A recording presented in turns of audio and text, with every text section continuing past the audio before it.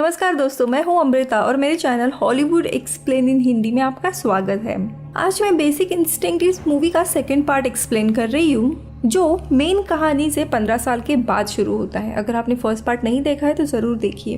15 साल के बाद कैथरीन, जो कि फेमस नॉवेल राइटर थी, वो अपने पार्टनर केविन के साथ एक स्पोर्ट्स कार चला रही थी। गाड़ी काफी तेज चला रही थी और इसी के दौरान दोनों की कुछ फिजिकल एक्टिविटी शुरू होती है और कार तेज होने के कारण दोनों का बहुत ही खतरनाक एक्सीडेंट होता है और कार एक नदी में जा गिरती है। नदी में गिरने के बाद कैथरीन खुद को और केविन को बचाने की काफी कोशिश करती है, लेकिन वो नाकामयाब थी, तो वो खुद कार से बाहर आ जाती है और केविन वहीं पे मर जाता है। अब ये केस रॉय वॉशबर्न नाम के डिटेक्टिव के पास जाता है। इन्वेस्टिगेशन के दौरान पता चलता है इनकी कार और केविन के शरीर में DTC नाम के ड्रग्स मिले थे और कैथरीन का इंटरोगेशन शुरू होता है, जिसमें पुलिस को खबर मिलती है कि डिकी पेप नाम के किसी आदमी ने कैथरीन को 50 मिलीमीटर के DTC के ड्रग्स बेचे थे। अब दोस्तों, कैथरीन काफी शातिर औरत थी। पहले वाले इंट्रोगेशन की तरह ही यहाँ पे भी उसे कोई फर्क नहीं पड़ रहा था, उसका पार्टनर मारा गया है। वो सीधा कह देती है कि ऐसे किसी इंसान से मैंने कोई ड्रग्स खरीदा नहीं है। अब इसका ये बिहेवियर देखते हुए police psychiatrist doctor Michael glass को हायर करते हैं ताकि इसका मानसिक संतुलन देखे, और यहीं पे कैथरीन को अपना अगला शिकार मिलता है। डॉक्टर माइकल के थेरेपी सेशन के दौरान कैथरीन पहले की तरह ही यहाँ पे भी उसके साथ फ्लर्ट कर रही थी, लेकिन इसके इस बर्ताव से डॉक्टर माइकल को समझ आता है कि ये नार्सिसिस्ट है, खुद के बारे में ही सोचती है, और तो और उसे रिस्क एडिक्शन भी है और इसी रिस्क के तहत काफी सारे लोग मारे जाते हैं। अब यही गवाही डॉक्टर कोर्ट में भी देते हैं, जहाँ पे डॉक्टर माइकल कहते हैं इसका ये जो डिसऑर्डर या केस है वो इसके मरने तक वैसे ही चलेगा। इसके बाद जो उसके ऊपर केस हुई रहती है उसमें ये छूट जाती है क्योंकि कोई ठोस प्रूफ नहीं था। अब कोर्ट के बाहर डॉक्टर माइकल को एडम नाम का जर्नलिस्ट मिलता है, जो कि डॉक्टर माइकल के एक्स वाइफ डेनिस का पति था। यहाँ पे एडम को इस केस के बारे में कुछ चीजें पूछनी थी, इसलिए वो पूछताछ कर रहा था, लेकिन बातों बातों में वो चेस्लाव नाम के डॉक्टर के पुराने पेशेंट के बारे में डिस्कस करता है। तो डॉक्टर ये नाम सुनते ही वहाँ से निकल जाते हैं। चेस्लाव ये केस में डॉक्टर माइकल ने एक क्रिमिनल के कुछ रिकॉर्ड्स छुपाए थे पुलिस और कोर्ट से, क्योंकि डॉक्टर को लग रहा था वो पेशेंट निर्दोष है, लेकिन असल में चेस्लाव ये खतरनाक मुजरिम था और बाद में उसने अपने ही गर्लफ्रेंड को मार डाला था। और अब डॉक्टर माइकल डर रहे थे कि उनका ये सीक्रेट किसी को पता ना चले। उन्होंने ये सीक्रेट अपने वाइफ डेनिस को बताया था। वो उससे पूछते कि तुमने इसके बारे में एडम को क्यों बताया। अब यहाँ पे कोर्ट ने भले ही कैथरीन को छोड़ दिया था, लेकिन वो मानसिक रोगी थी, इसीलिए डॉक्टर माइकल के साथ उसकी थेरेपी सेशन शुरू होती है। अगले दिन वो डॉक्टर के ऑफिस में पहले से ही हाजिर थी, तो डॉक्टर माइकल पहले तो मना कर देते हैं और उसे डॉक्टर मिलेना नाम के दूसरे डॉक्टर का रेफरेंस देते हैं, लेकिन कैथरीन इस बात से इनकार करती है, तो डॉक्टर उसका केस एक्सेप्ट करते हैं। कैथरीन की अदा, उसका पहराव, इससे डॉक्टर माइकल काफी आकर्षित थे। शाम को जब वो लाइब्रेरी में थे तब शूटर नाम की उसकी किताब वो खरीदते हैं। ये किताब पार्ट 1 के निक पे आधारित थी। कैथरीन अगले सेशन में डॉक्टर ग्लास से मिलती है और उसे बताती है कि डिटेक्टिव रॉय ने उसके साथ फिजिकल रिलेशन की मांग की है, अदरवाइज वो उसे किसी न किसी दूसरे केस में फंसाएंगे।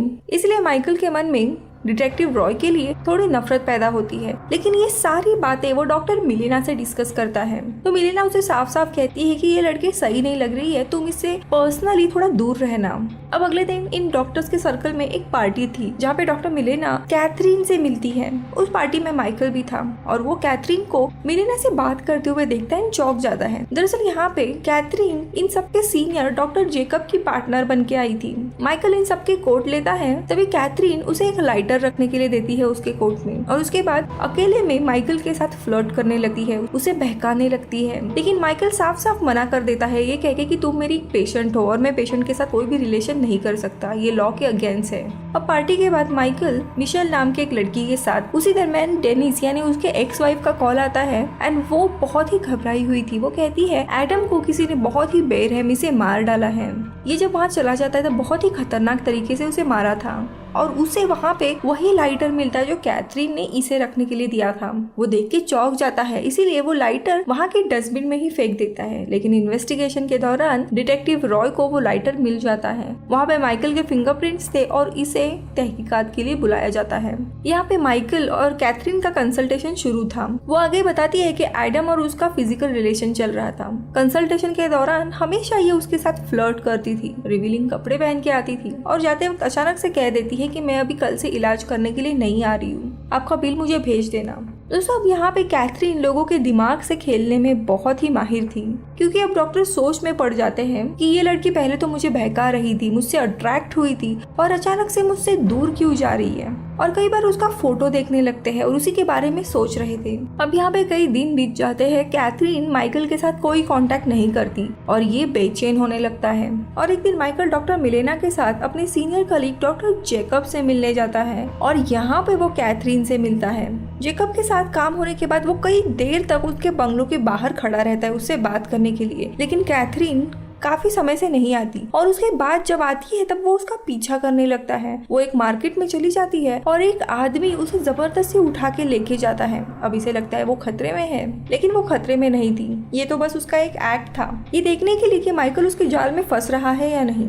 यहाँ पे माइकल को लग रहा था कैथरीन बेगुनाह है, उसे मे बी फिजिकल रिलेशन की एडिक्शन भी है, उसे बचाने के लिए उसका इलाज करना पड़ेगा, इसीलिए वो उसके पीछे पीछे जा रहा था उसे बचाने के लिए। अब एक दिन डिटेक्टिव रॉय माइकल से मिलता है और बताता है कि उसके ऑफिस के जो भी इम्पोर्टेंट नोट्स थे कैथरीन के खिलाफ वो अचानक से गायब हुए हैं और कहता है कि जरूर ये कैथरीन ने ही किया होगा।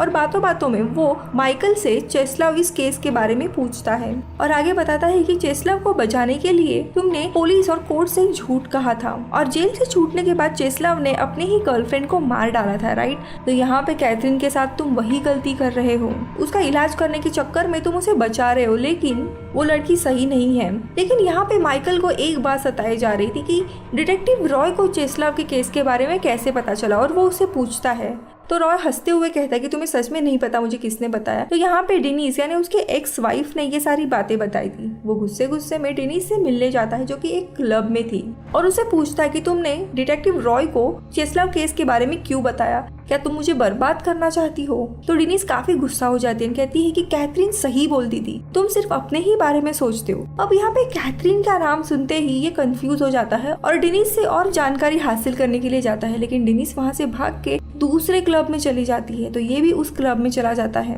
वहाँ से वो वॉशरूम गई थी इसलिए उसके पीछे पीछे ये भी अंदर चला जाता है, लेकिन इसे देर हो गई थी क्योंकि डेनिस को किसी ने बहुत ही बेरहमी से मार डाला था, उसका थ्रोट काट के। ये उसे बचाने की कोशिश करता है लेकिन कुछ नहीं हो पाता। अब पुलिस आती है और वापस शक की सुई जाती है माइकल पे।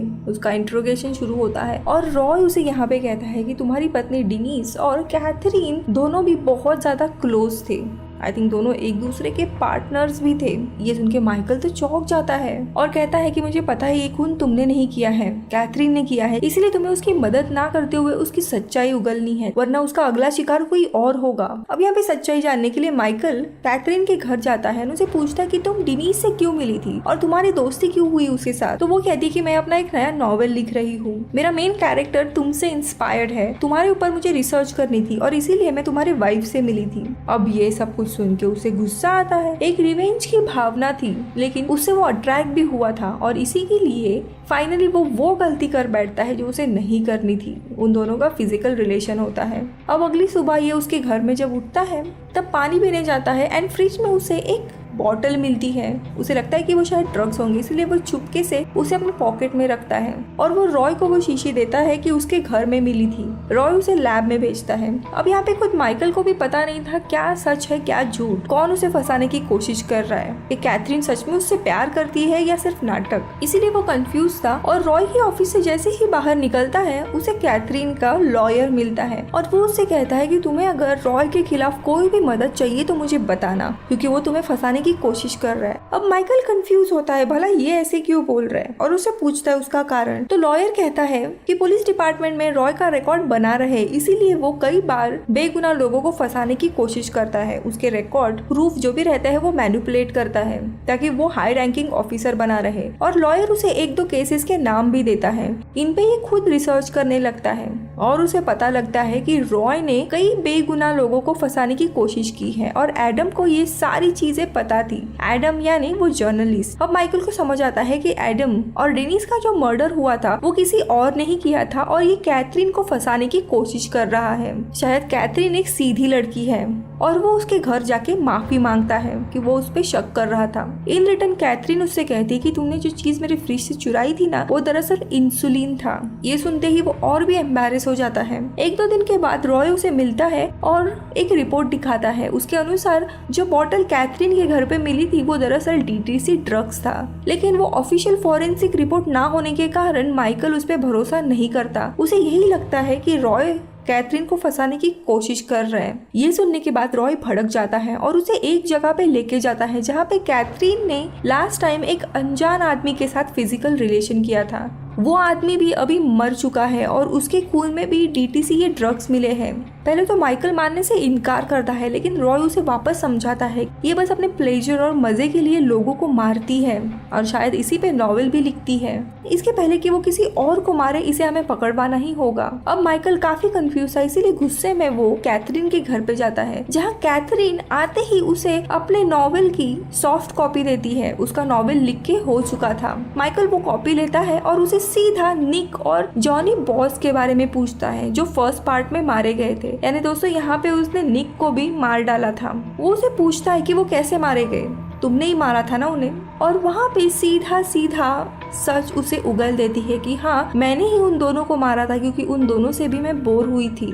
दोनों भी मेरे कुछ काम के नहीं थे। फिर गुस्से में माइकल एडम और डिनीज के बारे में पूछता है, तो वो कहती है कि एडम को मैंने इसके लिए मारा क्योंकि वो चेस्लाव केस के सारे प्रूफ बाहर लाने वाला था, जिसके कारण तुम पकड़े जाते। डिनीज तो काफी अच्छी थी, लेकिन मैंने उसको मारा क्योंकि बस मुझे मजा आ रहा था। अब ये सुनते ही माइकल का खून खौल उठता है और वो उसे गला दबा के मारने की कोशिश करता है, लेकिन वो उसे मार नहीं पाता और वहाँ से डरते हुए वो वापस अपने घर आता है। घर आते ही उसके नॉवेल की जो सॉफ्ट कॉपी थी वो पढ़ने लगता है। उस नॉवेल में वो सारे इवेंट्स उसने लिखे हुए थे जो माइकल के लाइफ में हुए थे, जैसे चेस्लाव की केस, फिर Adam, Denise, officer Roy. Novel के आखिरी कुछ पन्ने पढ़ने के बाद उसे पता चलता है कैथरीन का अगला शिकार डॉक्टर मेलिना है। इसीलिए डरते हुए वो डॉक्टर मेलिना के घर के यहाँ जाने के लिए निकलता है। ऑन द वे वो रॉय को भी कहता है कि डॉक्टर मेलिना के जान को खतरा है। डॉक्टर मेलिना के घर पहुँचता है और वैसे ही उसे वार्न करने लगता है कि कैथरीन तुम्हें मारने वाली है। लेकिन हैरानी की बात ये थी कि डॉक्टर मेलिना जरा भी सरप्राइज नहीं थी, मानो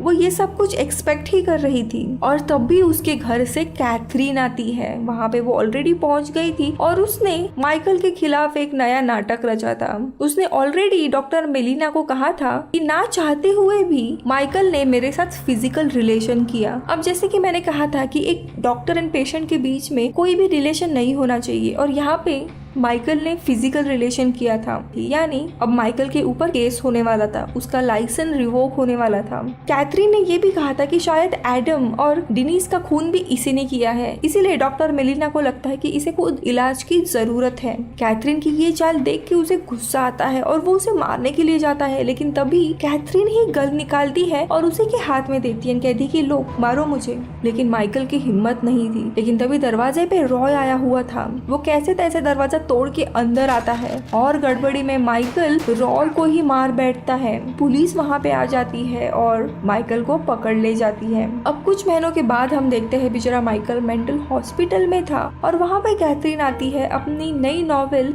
द एनालिस्ट लेके। वो उसे देती है, कहती है अब इस नॉवेल की स्टोरी तो तुम्हें पता ही है, लेकिन इसमें एक ट्विस्ट है। जितने भी खून हुए वो तुमने किए हैं। अपने पत्नी की जेलसी के कारण तुमने एडम को मार दिया, फिर तुमने अपनी पत्नी डिनीज को मार डाला, फिर रॉय को मार डाला, और पहले पार्ट की तरह ही यहाँ पे भी कैथरीन छूट जाती है और मूवी इधर ही खत्म हो जाती है। दोस्तों, अगर आप माइकल की जगह पे होते, जहाँ पे काफी शातिर लड़की आपको मैनिपुलेट करने की कोशिश कर रही है, तो कैसे बच पाते उससे? मुझे कमेंट्स में बताइए। मैं मिलूंगी अगले साई-फाई मूवी के साथ। तब तक के लिए बाय बाय।